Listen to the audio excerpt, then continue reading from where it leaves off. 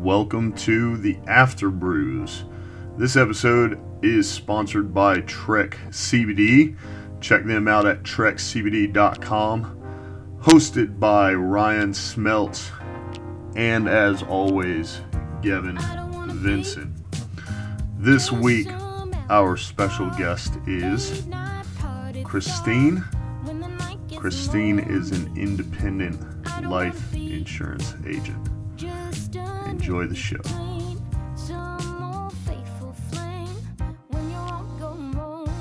Yeah, so this is the Afterbrews, so it's much more relaxed. Yeah, definitely. Yeah. So I'm intrigued. Okay, so you and I will stay in touch because I literally do that all day. Walk into businesses, they've never met me before, and close sales. Obviously, nice. I do business phone systems, phones, right? Yeah. But I think it would be good because I also network with a guy who does internet. And so if I walk into a business and either they need internet or they want to switch internet or whatever, the company that I work for also does internet, but there's a couple ins and outs there and the fact that it's not as seamless of a process. So I found a lot of value in connecting with him. Plus, we don't do any TV service. So say you're a brand new business and you need TV, phone, and internet, you can just talk to me. Cool. Nice. When I get that building. Yeah, granted, well, what I'm getting at is, you know, I'm doing a referral with him for the internet and TV. Now, you know, we can also talk about insurance type stuff. Obviously, I don't do a lot of push in that sense, but when I walk in, we hold a conversation about phones, and all of a sudden somebody's going, well, I hate my internet provider. So if you can help with that as well, then we'll hold a conversation. Well, now we're holding a conversation because I'm definitely willing to help however I can. And so knowing somebody in that field I can send referrals to is a lot better. It's a lot better to deal with just one person as well. So I guess the number one question on that would be, you know, can you go statewide? I can, yes. And that has been a huge plus of the pandemic because remember I told you I would go, you know, to your kitchen table, right? Or go to your business and meet with you face to face. So driving to Hendersonville, you know, it's a little bit of a hike. And if I don't have a couple. Hendersonville? Isn't that right? Hendersonville, is that Virginia? Or is no, that, there's Henderson, which is up by Virginia. Yeah. But then there's. Is there Henderson? Hendo, yeah, my girlfriend's from there. She calls it Hendo. But it's Hendersonville. Am I saying it wrong? I don't know. It's not Henderson, which is up by Virginia. Oh, I know Henderson. I don't know Hendersonville. Yeah, it's in the Pishka Forest. Because you said like driving 8 hours per day. Okay, so I don't like drive to one destination, right? So so here's an aspect of my business that we didn't touch on is I work with the senior community as well, and I also work with low-income seniors. Okay, so a lot of people talk about like, oh, you know, burial policies. They'll talk about, I don't use that term, but final expense, right? So everybody needs money somewhere to pay for a funeral, right? Of course.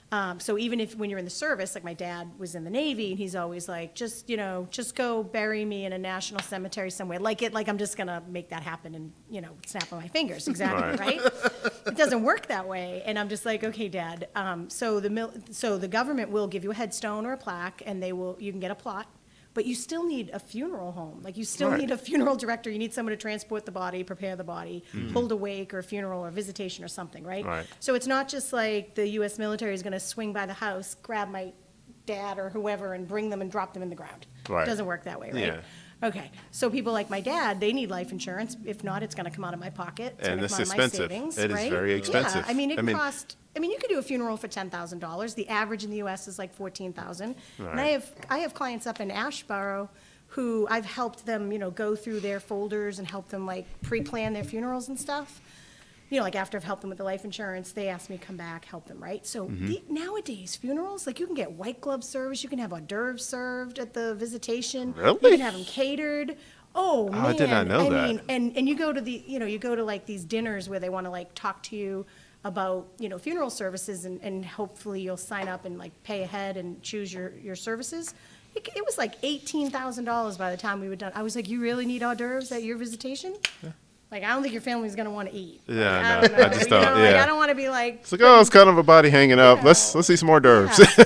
So anyways, but I help seniors put small life insurance policies in place that will help cover those final expenses, right? So that burden doesn't fall on their children. Right. Because it always happens like when nobody expects it. That's really, the problem. We Nobody's don't know planning our for death it. date ahead of time. Exactly. That's right. Yeah. That's right. So, so when I drive for like 8 hours a day, I will head out and I'll have a list of seniors who have requested information. Those are leads that I will buy. It's a lot harder to get like referrals. Like if you needed me to go talk to your mom and your grandma, that would be great, right? So I do referrals that way, but they're not as prolific. You know, people, you'd be more worried probably about your own life insurance first. Okay. Yeah. So seniors, they get a lot of direct mail, a lot of requests, you want information. So they fill it out, they send it in, and so then I go and I visit them. And, you know, so I will drive like all through Johnston County one day, or I'll drive all through Alamance, or I'll go, you know, out to Winston-Salem, or I'll go to the beach, wherever. So I kind of go from, I say Wake Forest, Roseville area, down to Charlotte, and then kind of out to Winston-Salem to the beach. But because of the pandemic, I can do everybody because I can do it over the phone. Yeah. So. Yeah, especially with the nursing homes and assisted living facilities, you can't just go in those like you used to anymore, I'm sure. No, but you also can't go into a nursing home to sell life insurance. That's not cool. That's not true, allowed. But anyway, so driving, I loved that part of the job. Getting in my car in the morning and heading to a certain county, and then just, you know, going house to house to house, you know, driving from one house to the next house, whoever needed help. Yeah. I could be gone crazy. 8-10 hours. So because I know you've mentioned a couple times, I'm super interested in this because right now I'm learning how to increase my own leads. But how do you go about, like you said, you've bought leads, you've done cold prospecting, like, and then referrals. You know, what are some of the things you've seen successful, like, or I guess more specifically, you said you've bought leads. So where have you bought leads? You know, how has that helped you? Or, you know, was the cost to benefit ratio really worth it? So I am I'm like the black sheep. Okay. So there is a system when it comes to life insurance. You can buy a lead, you call the lead, you make an appointment, you sit with the lead, you cover the lead. Okay. And then you move on to the next. Right. So when you start in life insurance, if you don't have a warm market, which I didn't because that company I used to work for, I would be gone 12, 14 hours a day. And so I moved to the state knowing no one. I transferred with my job, which was a huge blessing, okay? But I worked so much I didn't get to really know anybody, okay? So for me, to start out in life insurance, and for a lot of people, you can buy leads. So there's, you know, Facebook leads you can buy. There's the direct mail leads. And there's so many different companies out there that provide leads, especially for life insurance. So I partnered up with an IMO, which is an organization called Equus Financial, and they help me with my contracting, they help me with training, they provide me a back office, and they also provide leads if I want to buy their leads. So the best way to start is to have a job already. If you're getting into life insurance, start part-time, buy the leads. Start with old leads. Leads can go from $50 down to 50 cents, okay, depending on how old they are. How many times they've been called by other people, how many times they've been sold to other people, right? But you buy your leads. In the beginning, you start with the older ones, and really your job is just using the phone, calling people over and over again, calling those leads so you can get through, get an appointment, and then you go meet with them, all right? You should get to the point where that income is replacing the job, so you let the job go. Now you're an insurance agent, right? You're doing it full-time. Most people spend, I mean, I know people that spend $500 a week on leads. I know people that spend, you know, $1,000 a week on leads. Wow. And they just follow that system, right? Buy a lead, call a lead, make an appointment, sit with them, write their policy. So it can be very prolific. But I don't apparently like to follow the system, and I just found it was much more stressful for me. I felt like, okay, I just bought this lead. I have to, you know, I convinced them to make an appointment, and now I've got to sit with them, and I got to hope that I'm going to write business. Right. Yeah. And it really was more about the paycheck in a way, and I did not want that. Yeah. To me, that was not what life insurance was all about. And if I was going to do this, I needed it to be satisfying, I wanted it to be fulfilling, and I wanted to know the people that I was helping. Right. So that's where I made that shift, like earlier when I said I found out about like networking and all that.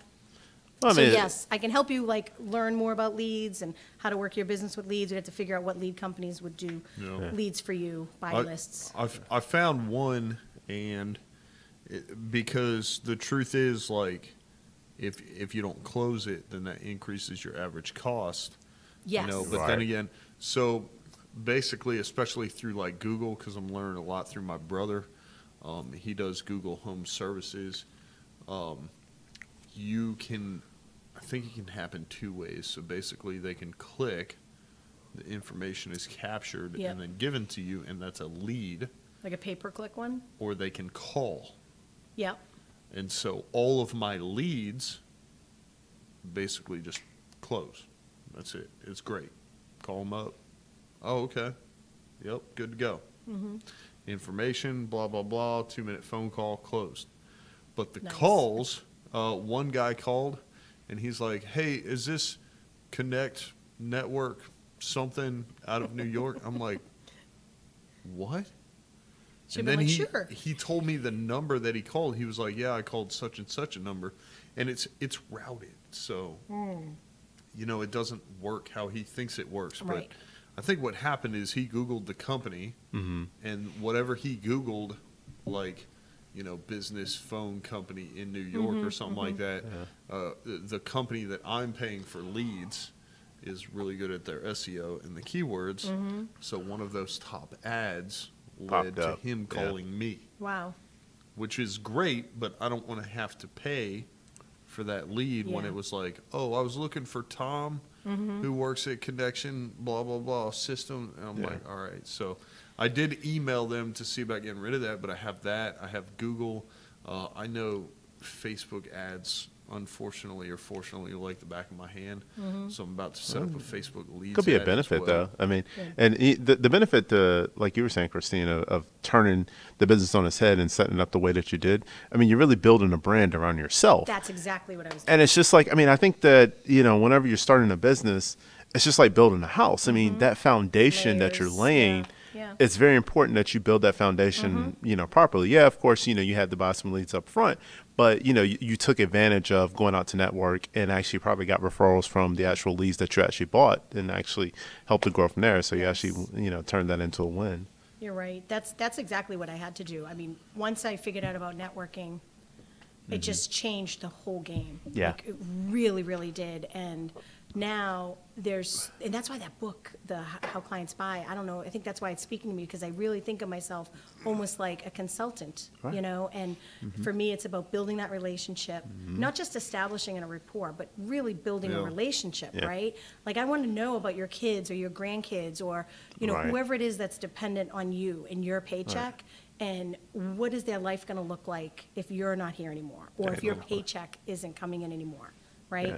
And so how are we going to protect them? Like, how am I going to take your vision for your family in the future? How am I going to protect that?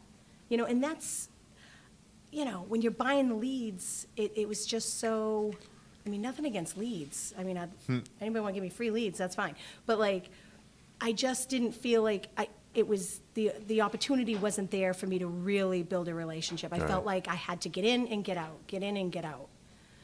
And there's probably a higher ROI, right? Yeah. I guess you think that, you know, you might think that, but for me, because my business is all referral based now, I close much more business, right? Because, and it doesn't cost me anything. You don't have that expense there.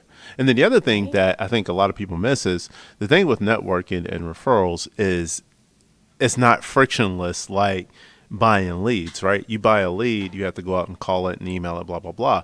You didn't. 8 to 10 times. Yeah, exactly. But the thing is, I don't think a lot of people are actually trying to develop their communication and networking skills. So as time progresses, you're just still going to have those people coming through as far as referrals. And, you know, most people aren't going to do what's hard, which is actually getting out there networking and trying to build a referral business. Yeah, and I did do it the hard way. Yeah. The easy way is the leads. And for you, you know, your story there about the leads, you know, you get a lead and you can pretty much close it. For me, you know, I might buy 10 leads, spend $500, and I might close 3 of them. Well, that's a very short amount of time of experience as well. Like, I'm testing a couple things. I have a lot of experience in the e-commerce sector, which is why I know so much about Facebook leads. So right now, I found this company, and I was like, well, if all I got to do is fill out this form, they take care of it. He told me the average cost. So I was like, I'm willing to sacrifice that amount of money per sale, provided I close X number of sales. And I did the math, and I was like, all right, so let's do this. But so that surprised me. So that's, so far, that's out of 4, maybe 5 total leads.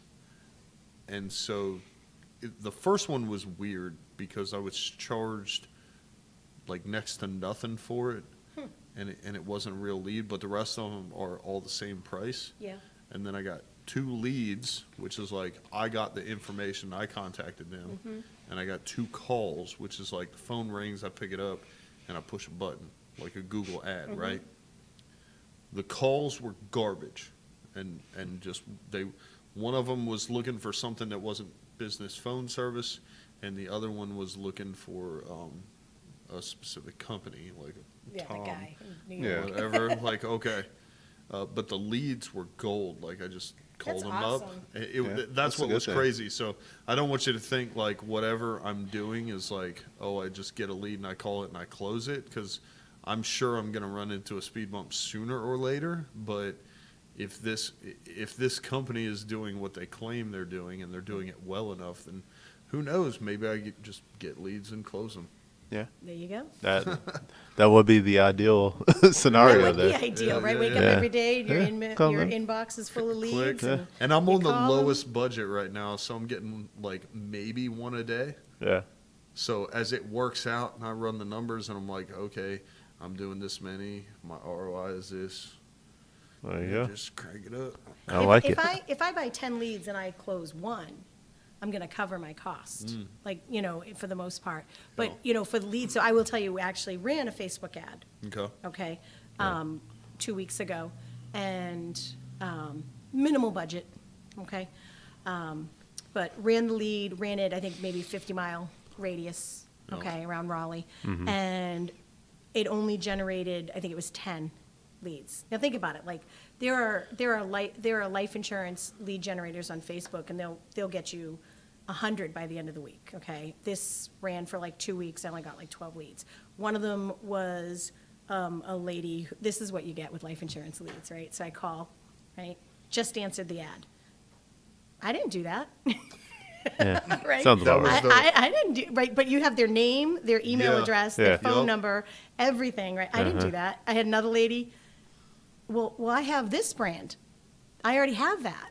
Okay, well, perhaps you were looking for a complimentary review of your existing coverage to make sure that what you have is gonna, cover you for the long term. No, I'm good. Yeah. Oh. Okay, moving on to the next Yeah. one, and, but, you just got to keep working on them. If you buy the leads, you got to keep calling them, right? Yeah. If you got to put them to the back, under the pile, put them at the bottom of the pile, keep calling them again, call them for weeks till you get hold of them. Because something must have triggered.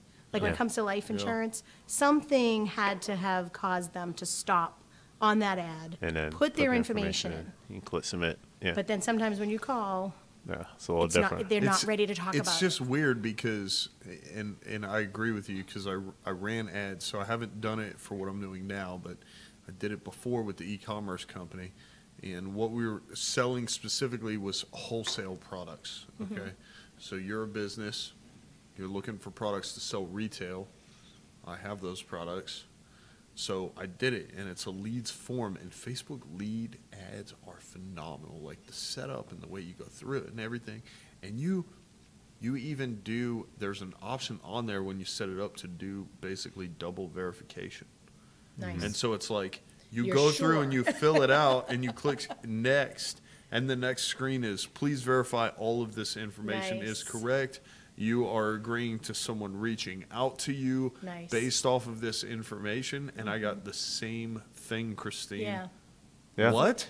Yeah. Who are you? Yeah. Jinx. Oh, yeah. And I'm like, what, you filled it out like, Like you 5 answered. minutes ago. And Like they'd you just be just like, did it. they'd just be like, Yeah. click, and I'm like, all right, Yeah. cool. Well, I guess friends don't like friends drinking Facebook. I guess that's kind of the. But for me, mine are usually older. Like seniors get on Facebook and they need help. But my ad Yeah. actually had my name, Yeah. my phone number, North Carolina, complimentary review or life insurance coverage. Yeah.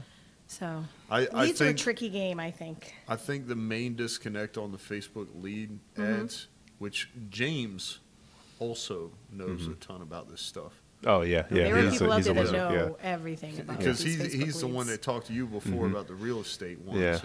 But Oh, those are I huge, think the too. key is, if I'm not mistaken, on Facebook, there's a setting when you run the lead form ads that you can have it auto-populate or not. And so I think what I did when I ran them was I had it auto-populate because I was like, oh, it's easier and people like easy stuff. But then you get the people that are like, I didn't even do with that. the double opt-in, it's Yeah. like, oh, next.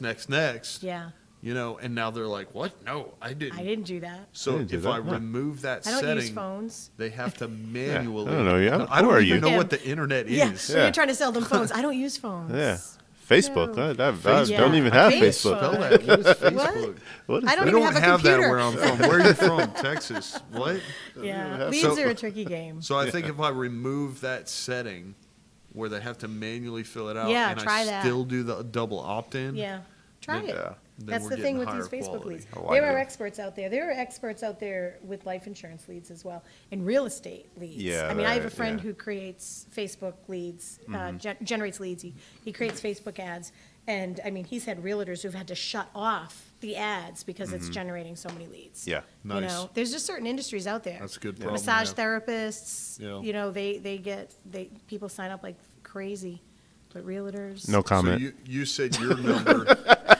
Just saying, when you do a Facebook lead, you know, if you do run a Facebook ad and you're to generate leads and you're a massage therapist, apparently they get Yeah, like yeah. chiropractors. No comment. Chiropractors get a lot too. Yeah, they do. Yeah, I've heard that. Yeah. We'll talk about them. Chiropractors. Chiropractors, yeah. Yeah, I asked Jaylene and Chris when they were on if they knew Dr. Tyler down in Cary. I met him walking into his business. He was a real nice guy. Really? Cool. He was so cool. He gave us a tour and everything. It's pretty cool. You know, Nice. but I thought that was cool how they knew him and Yeah. you know, Small they're all world. chiropractors. Yeah. Well, I think, you know, in your Small industry, you know, for me, I think I know, I probably know more life insurance agents and realtors than like any other industry. Yeah. But you're Yeah. where do you live? I live in Holly Springs. Yeah. It's a growing area. It is a growing area. Oh, jeepers. Yeah. It is We need to ridiculous. like acquire more land. Yes, I know. Yeah, Just to it's- accommodate all the people. But yeah, I'm in Holly Springs, but like you asked before, I work in the whole state. Have I you- can get licensed anywhere, but I just stick to North Carolina. Have you ever been to Sir Walter Coffee? Sir Walter Coffee. It's right across the street from my friend Beth and Jerry's shop, Our Moments in Time. Huh. There's another little plug. Okay. We're Yeah, plug Sir heavy. Walter Coffee. They do that nitro cold brew. I really Yes, like that. they do. Yeah, They I do. love I that met- nitro. I met the owner, Kevin, Very cool. who I think he said he used to own City Limits Saloon. I've heard of City Limits. So I think Kevin used to own that. Now he owns Sir Walter Coffee, and there's a Sir Walter Coffee in Raleigh Yes. and Holly Springs. Yes, we're their but I like second the one- location. I like the one in Holly Springs. Well, if you come better. down to Holly Springs, you got to let me know so we'll meet for coffee or something. But yeah, Sir Walter Coffee was a great addition to downtown Holly Springs. Yeah, there's Holly Springs, you know, population-wise, it's been booming, you know, for the last 20 years and a lot in the last 10. But business-wise, the town literally has created a downtown. There's never been an actual downtown. And so there isn't just a town hall now and the business condos across the street, but there's, you know, Sir Walter Coffee, there's Our Moments in Time, right? We've got, you know, Farrowinds is around the corner, but, you know, we've got Osha Thai, oh my gosh, amazing restaurant. There's just so many businesses.